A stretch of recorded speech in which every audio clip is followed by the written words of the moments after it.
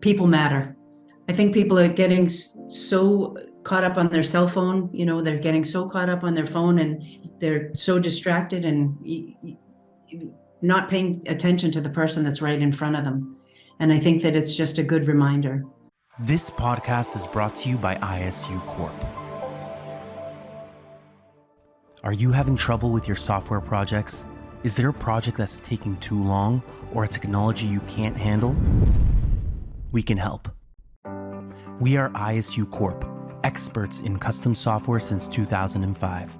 With almost 20 years of experience, we can solve any technical problem from new businesses to satellite software. We've done it all.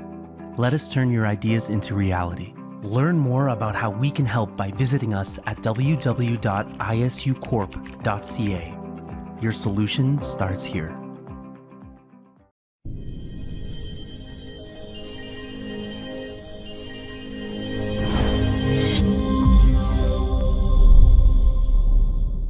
Hello and welcome to another episode of the Break Free podcast, where we're interviewing people that are really making a difference in this world for the better, actually. As people know, the world is getting darker and darker, and that's why I don't watch news anymore, but it's a pleasure that I get to interview people that are really making a difference, so my news are much better than anybody else. Today we have with us one of those great leaders. Tami, welcome to the show. Thank you so much for inviting me. Tami, for the audience, can you give me your full name? Where do you live, and what do you do for a living? Sure. My name is Tami Bonnell, and I live in Pepperell, Massachusetts, and I am the co-chair for EXIT Realty Corp International. Now, can you expand on your role? Because I know you do a little bit more than that. Well, my job is really to help get the most and the best out of the people that work here, really see something in them that maybe they don't see themselves, and take the company further, making EXIT famous in a good way. I sell the rights to regions, which might be a province or an individual state, but the majority of my job is really building people. Building people, that's wonderful. What is the main line of business? What do you guys do? How do you make a living? We're a residential real estate franchise. We have offices in Canada and the United States. We have about 650 offices, a little more than 25,000 agents so far. And we're just a very unique formula of a company. We put people first. Our entire organization is built on human potential. You know, Tami, I have the blessing, the Lord has blessed me with running multiple businesses at the same time. I'm not in the business, but on the businesses. And we had a quarterly meeting for one of the companies. And we were touching on the human potential and human resources. And one of the board members was saying that we have to always look at people for what they are, human beings, and not for how much money we can make with them. And that has been our policy always, and that's why we're so successful. But it's very easy to fall into the trap that all they are is a number in a spreadsheet, and if they don't perform, they go. Isn't it incredible that the majority of businesses today behave that way, and companies like yours or like mine are some of the few companies that still have this intrinsic value just because the people we hire are another human being with goals and wishes and needs and families that they need to take care of, right? Well, it's unbelievable to me. We've gotten into this fast-paced world, and fast-paced is okay, but I call it shiny penny syndrome. They get so caught up in the shiny object of going to make money and really making a penny. The reason that they're going to stop making pennies is because it costs 2.1 cents to make a penny that's worth 1 cent. It's not sustainable. And I don't believe that treating people not like human beings and just having them be a number and just be part of your balance sheet is a smart way to run business. The most successful businesses, I believe, really put their people first and find out what their dreams are and where their goals and their wants are. And if we really ask them effective questions and truly listen to what they have to say and value them, that all they want to do is be part of something better. They will give you their all if you treat them like human beings that have true potential. You know, Tami, and people always argue that this mindset, this philosophy, this culture can only be achieved on smaller size companies. And you are the clear example that that's not true. As the CEO and the co-chairman of your organization, how much dollars do you have under management altogether? I'm sorry? How big is your corporation? How big is the company, the organization that you're working with? With 650 offices, you must have a lot of people working within the organization. Well, we have 50 people working within corporate headquarters, but then we have regional owners that own the rights to individual states or provinces, so they're boots on the ground there. And then we have broker owners that are helping to manage the agents. I think the thing is, and I know you've done this because I've paid attention to a lot of what you've accomplished, when you put people first and you literally deliver what your mission is and you live your mission statement, you attract the right tribe. You attract the people that really want to do that want to be better. You attract those right kind of leaders that work similar to you and I, that they really do want to put people first. That doesn't mean we don't want to build a good business and that we don't want to have a profitable entity, but truly, if we treat people the way they deserve to be treated, it'll make all the difference in the world. Now, Tami, how is it that, this happens to me all the time in this podcast? I get I'm going to people that pardon? I was going to go unplug the phone. Yeah. There's a phone ringing in the background. I apologize for that. Oh, no worries. You have a great noise canceling, so I didn't even hear anything. Wonderful. I start interviewing people and I don't realize, the impact that they're really making and how big their organization is. Tell me, just because their way of business is different than, for example, Royal LePage or Remax, right? How come I never heard about your company when you have 650 offices throughout North America? Well, I think that they're just going into the Toronto area, so that there were only a few offices there, but now they just put an office in Mississauga. They just put one out in the outskirts of GTA. There's a lot of new offices coming into Ontario, but what they had done in the beginning, they started on the East Coast. So if you went to the East Coast, we own the East Coast of Canada. We are dominant, and then they're working their way across the country.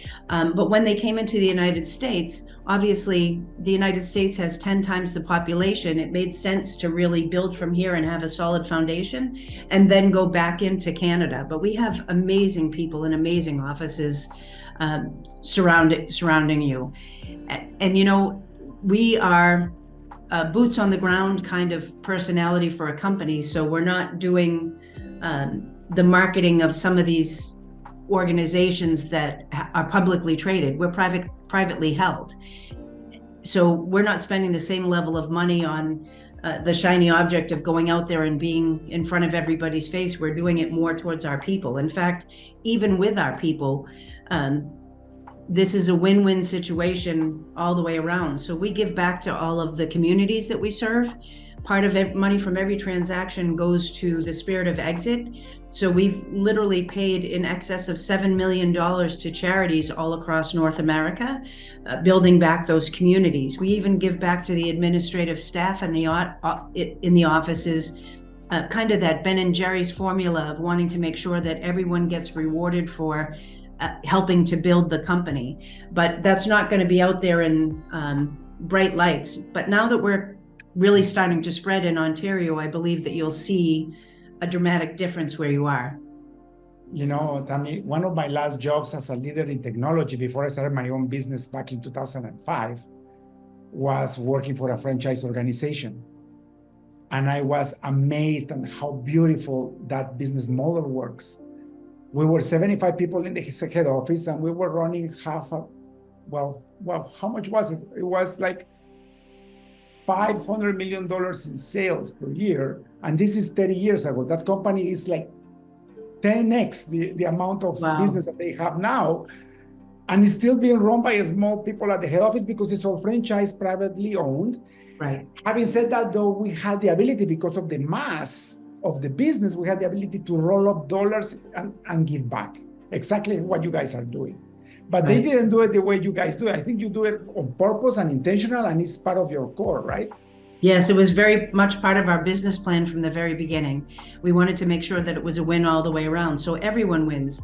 The regional owners win, the broker owners win, the agents win. They have an opportunity to introduce people into the company. So they get rewarded for the percentage of the company they help build. But real estate, you're typically only as good as your last transaction. So you represent a buyer, you represent a seller, you get paid. But if they introduce an agent into the company, they receive the equivalent of 10% of the gross commission, up to $10,000 a year, every year for as long as that person's with the company. As good as that is, there's never been retirement in real estate. They make 7% even in retirement. And we took it a step further and thought about their families. So there's a legacy residual. So 5% goes to whoever they deed their beneficiary to be.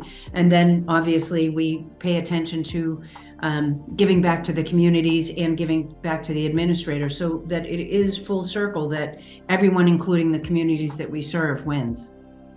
And that's one of the things you must know by now that I'm a capitalist, right? I love the free markets, and I love the idea that you will get paid as much as you're willing to sacrifice and risk, and the market is for you, right? Not against you.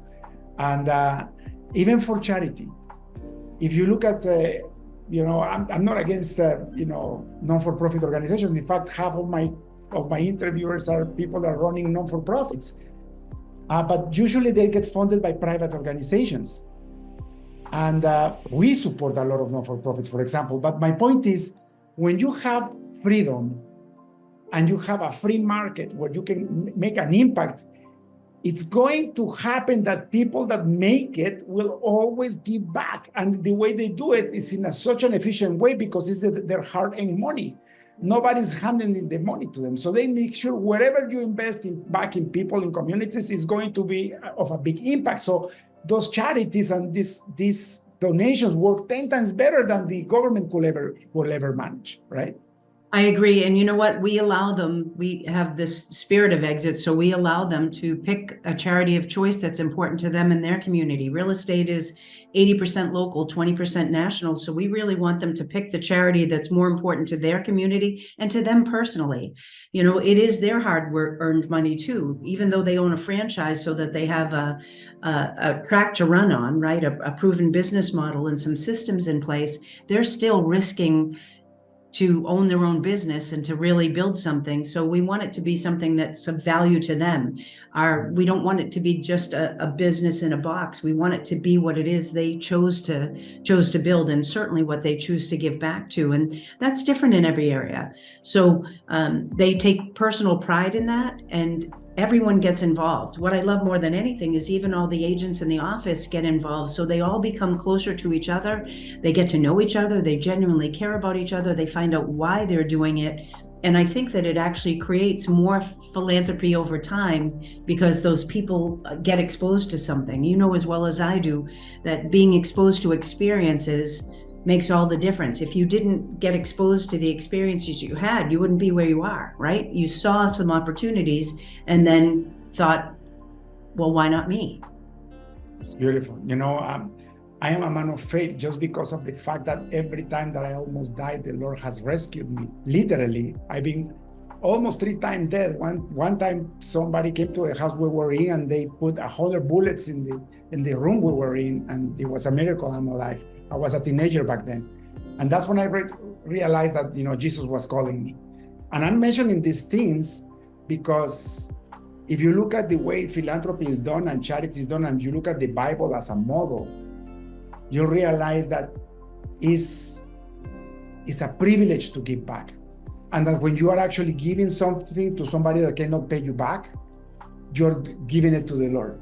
And it's actually in the New Testament. It says, at the last days, I will tell you, here is your reward, because you gave me a glass of water, you gave me food, you clothed me. And then you said, Lord, I never did this to you. And then you said, because you did it to these people that couldn't have it, That's right. You did it unto me. Isn't that And beautiful? you end up being paid back 10 times. So it's just teaching people that you don't have to have that mindset of lack. Literally have that trust and have that faith. Abundance. If you look at a corn, right? I was recently taken to a farm, and I am just amazed the way the world is actually built by our Father. A corn has, I think, 58 little bits. Each bit can create another plant, and that plant will give you 2 to 3 more corns. So it's exponential. It's not adding, it's multiplying exponentially. Same with fish. They take me to this fish pond. If you have a pregnant female fish, it could produce 1,000 new fishes every time they reproduce. 1,000 to 1. which makes you believe in miracles, right? It is a miracle. Well, it is a miracle.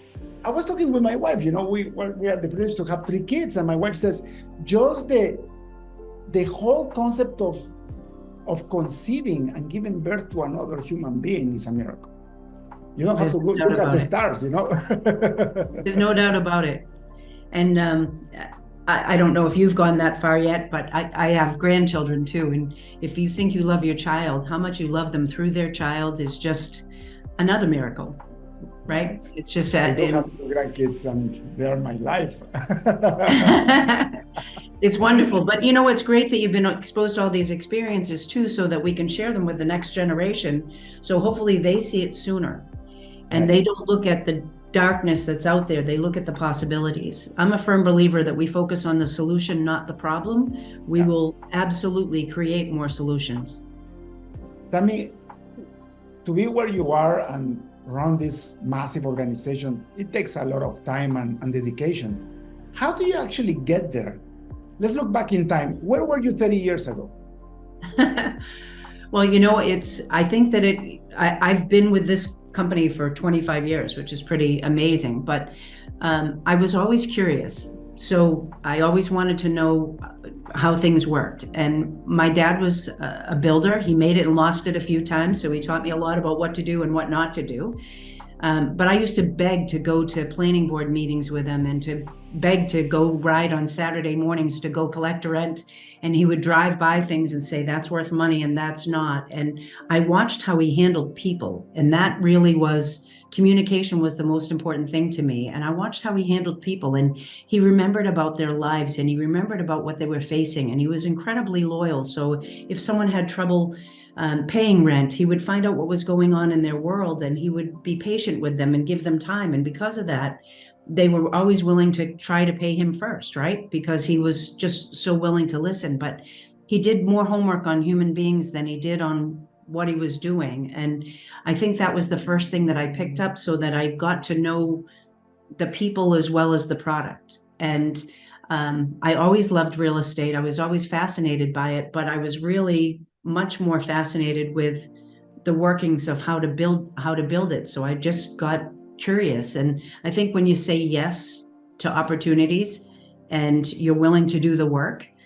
without expecting the world in return right away, opportunities open up. And so that's really, I was willing to do things before getting paid for it. I created a small business plan for another franchise brand, selling franchises and doing mergers and acquisitions because they didn't have one, without being asked. And then all of a sudden there was a light shining on me of what it was I was doing, and I got to be known by other people. And I think, just do more than what's expected of you, and you will absolutely run into opportunities. And especially with your faith, mindset is so important. It's 4 times as important as even the activities you do. You've got to be in a positive frame of mind, and not have expectations that you expect somebody else to do something for you, that you're willing to do more than what's asked, and in a positive frame of mind. Be appreciative of where you are and what that opportunity might hold.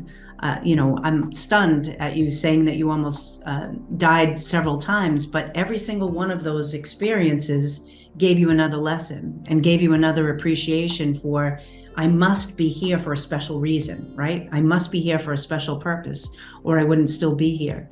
And I honestly believe I was put here to show people who they can become. So beautiful. And that resilience mindset that you're talking about is no other way. There is something called the law of compensation. And I just learned that this morning, because I have a very good friend of mine, and he's very deep in our faith. He's a prophet, actually. And so we were talking about how I grew up and how I managed to get into a lot of financial abundance, and also my failures. And then he says, well, in the Bible, you have this law of compensation. And basically, you reap what you sow, right? That's the law of compensation, which means you have to be willing to do whatever it takes to accomplish whatever it is that you want to accomplish, right? It's not going to fall from the sky. We live in this world where you can see clearly that if you misbehave, you get hardship. But if you actually put a lot of efforts, and despite the fact that you will fail, you're learning now how to do it anymore, so that you pivot and you figure it out eventually. And then that builds strength and it builds character. And then before you know, you're running an organization with 650 offices across North America. Well, it's also, you so spot on with the sowing the seeds. But you never know where they're going to come, which ones are going to grow, right? You can't force them to grow. You can't tell them they have to. You can pay attention to them, and you can water and you can weed around the garden, but you never know where they're going to grow or when. And so a lot of the seeds you planted a long time ago, I'm positive that people come back to you all the time, right? And say, you said this to me so many years ago, or you said this to me, or you offered this advice to me and I took your advice and here's where I am.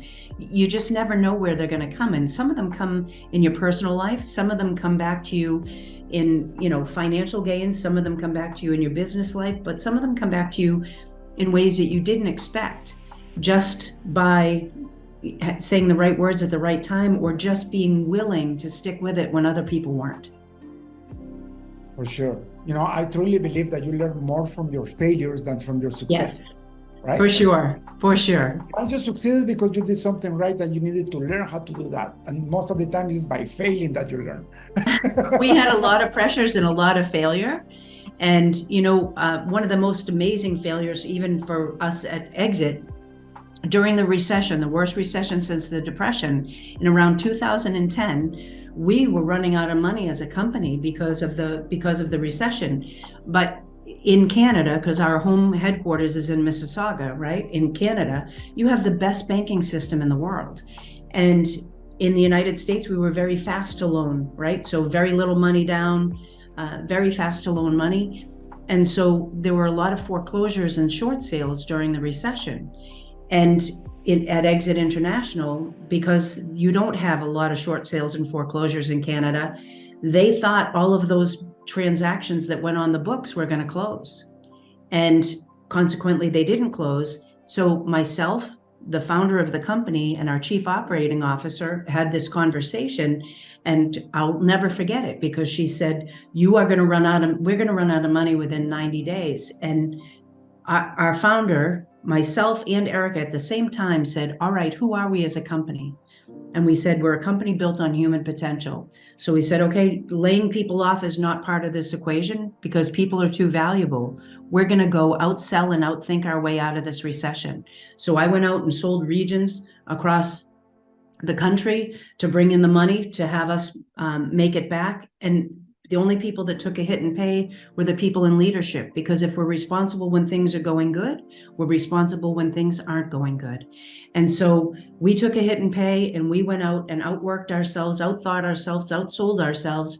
And when we came back, the most amazing thing when the pandemic hit, because they grew trust with us, all of our people gained trust because we took care of it, right? We told them we were going to take care of it. We didn't lay anybody off. So they felt safe in their jobs, and they felt safe. People grow in an environment, they feel safe. People grow in that type of environment. So when the pandemic hit and we were sheltered in place, we decided to launch a stimulus package to help all of our agents and brokers. Now, what do? The world's changing, but we don't have to. And so but when we did that, because of all the trust, all of our employees and the regional owners and the brokers, everybody raised their hand and said, how can we be part of the solution? How can we help? Everybody, all the way down to the person answering the phone. So we launched a stimulus package worth in excess of $50 million. We went in and videoed daily, telling them the activities they should be in so that they'd have the right mindset and feel safe. We did studying Eckhart Tolle. We did mindfulness meditation. We did yoga. And we kept speaking to them nonstop so that they felt safe and secure while they were sheltered in place, with all the right business practices that they could do right now, so that they made it out of the pandemic and felt stronger. And it was such a gift to see that all of our people had so much trust because we were willing to take a risk and they knew that we were willing to take that risk for them. That reminds me, back in 2019, one of my biggest companies, we were very close to bankruptcy because one of our largest clients defaulted on us. They went bankrupt. And it's just before the pandemic. So this is November 2019, imagine. Wow. Then we went into 2020. And so we couldn't make payroll. Actually, we had about 30 days of payroll. So we had like 1 month left. So wow. I did a town hall meeting and I asked people, I'm not asking you. We have two options. We let go of half of the company, or you guys volunteer to have a pay cut until we get restored. I didn't know that the pandemic was coming. And more than half of the company said, I can do my salary in half for a few months. And we didn't have to borrow money. That actually saved the company. And that set the precedent for COVID without me even knowing. And the same way, right? Like I started to put, the faith in people's hearts. I never did presentations or Zoom meetings with my employees before. And now I was very conscious of telling them, have faith. The Lord is with us. Jesus will get us through this. And I lost half my business in 3 months. Half of my companies were manufacturing companies, half of my clients, and they said, sorry, we are closed. We cannot spend any money anymore. And so we kept that half payroll for a longer time. But by July, August, we tripled, if not more, the amount of projects that people wanted to work on. So we recovered quickly. We recovered very fast. And it made us stronger as a company because it was 2 hits in less than a year. First, the big default, money that we never recovered. And then the second one, that it was the pandemic. And you become more of a family because of it. And, people want to be part of something better. Those key 2 words, part of, they want to be part of something better. And so when they can contribute, no matter what that is, whether that's part of their pay or a skill or willing to work a little bit longer or a little bit harder during a specific time. And when you really recognize that, they do feel part of something. And now you have this loyalty that and they believe that they can accomplish anything because they've proven it to themselves. You can't, people that are successful all the time or that something came easy to them, they're not going to be able to make it through a tough time. It's the things that come against you that give you difficulty when you have to share that with everybody else. Now all of a sudden everybody became stronger, and better than that, even by your example, they became stronger together. And after every situation, for example, for me, like a lot of companies, COVID gave us a great lesson. When I started my business in 2005, I declared that it was going to be a remote-only company. Wow. Meaning to hire people anywhere they were, as long as they were the best engineers. Because I run a software development company. We build applications for other businesses. So I didn't have to have my people there. But this is 2005, right? A long time ago, 18, 19 years ago. And it was very hard for me to convince my new clients that I could do the work remotely, because back then this was not normal. Right. But I already had the technology. But it was only me and the other people in the organization that needed an office, because I grew up in corporate. So I needed to go to an office. I tried working out of Starbucks and that didn't work out. I tried working from home and my wife was going crazy. So I built an office and we spent a lot of thousands and thousands of dollars in rent and all this, like any other business. And then when COVID hit, we were already established. I already had multiple companies. And then I never closed the company, never closed the actual office. But at the end of the whole equation, by 2022, we had 2 or 3 people going every day. Because I told them, if you don't want to come, don't come, because everything was remote anyways. And so last year I asked, I prayed and said, Lord, what do you want me to do with this thing? And he said, don't use the office anymore. That will give you freedom, because now you're going to be able to work from home. And that's what I did. So we're so blessed that we own that property. So we removed the office and now we turn it into a residential rental units. And now, our expense is a lot less. We're more efficient. And now I can work from wherever in the world I am. I don't have to go to an office. And that's all thanks to the pandemic. Well, and you had proven to yourself that you could do it before, so you had a confidence that probably gave all your other people confidence too that it could be done. Yeah, for sure. Tami, time is running out so fast, and I know you're a super busy person. I'm going to ask you one last question before we finish the podcast. Sure. If you had access to a billboard in front of the busiest highway on earth, what would you write in it? Wow. What would I write on it if I had a billboard? People matter. People matter. That's all that matters, actually. People. I think people are getting so caught up on their cell phone. They're getting so caught up on their phone, and they're so distracted and not paying attention to the person that's right in front of them. And I think that it's just a good reminder. There is nothing more sad for me to go to a restaurant and see a family of 4, and the 4 of them are on their TikTok or Facebook or Instagram, and they're not talking to each other. That breaks my heart. Yeah, in my home, right outside my dining room, I have a container that is hung up on the wall like art, and everybody puts their phone in there before they come in here to eat. And it's because I want them to have that uninterrupted time together, and not looking at phones, not scrolling, not taking pictures of food, real live conversations. And we do the same thing in meetings unless somebody has an emergency. I actually had a heart attack because of the cell phone. Back in 2011, I was overworking myself. I fell in love with money. I was just all about the money. I moved away from my faith for that time. And I had my notifications on since the BlackBerry was invented in 2000, because I live in the town where they created the BlackBerry.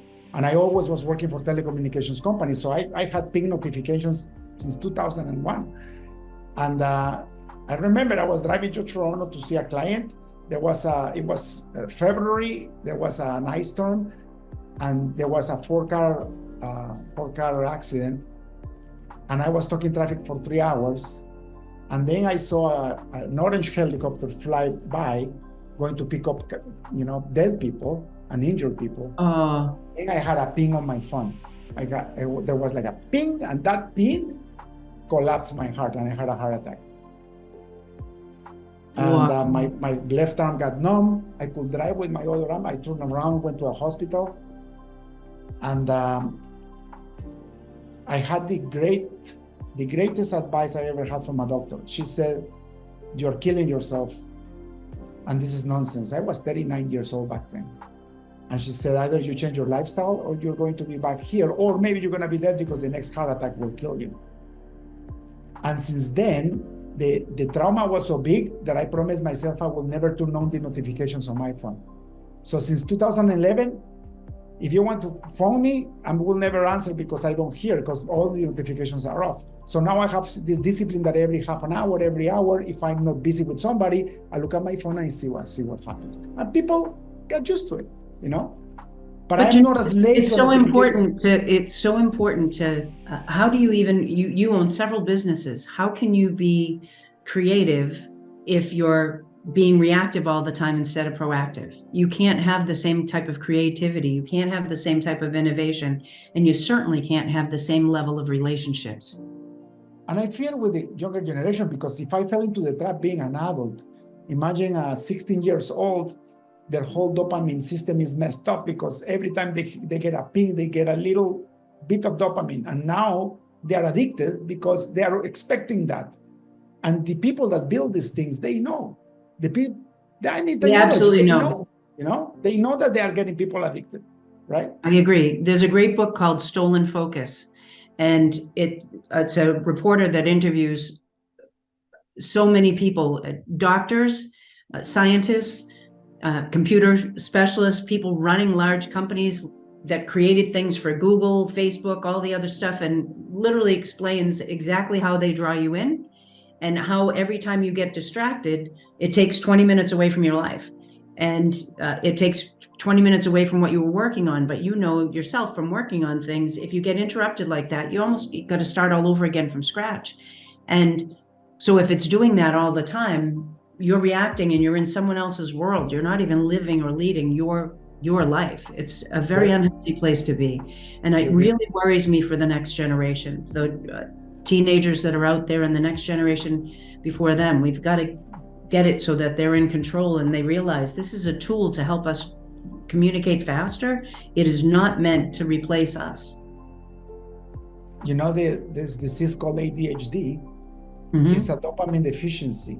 And there is nothing that will give you ADHD faster than being addicted to your phone, especially those reels. I've seen people watch TikTok for 3 hours in a row, 30 seconds after 30 seconds, you know? And it keeps popping up, showing you all the things you're interested in so that you'll stay there. Yeah. It's terrible. It's terrible. Thank you so much for your time. Thank you so much. It's really a pleasure to, matters, right? It's really a pleasure. It's really a pleasure getting to know you. Thank you so much. Thank you so much, Tami. Have a blessed rest of the week, and God bless you. Cheers. God bless you. Thank you. That's all for today's episode of the Break Free Podcast. Head on over to iTunes and subscribe to the show. Starting your own business can be tough, but it doesn't have to be. Visit davidmansilla.com to pick up a copy of the #1 international best-selling book, Breaking Out of Corporate Jail. Expand what you consider to be possible and reach your full potential. And join us on the next episode.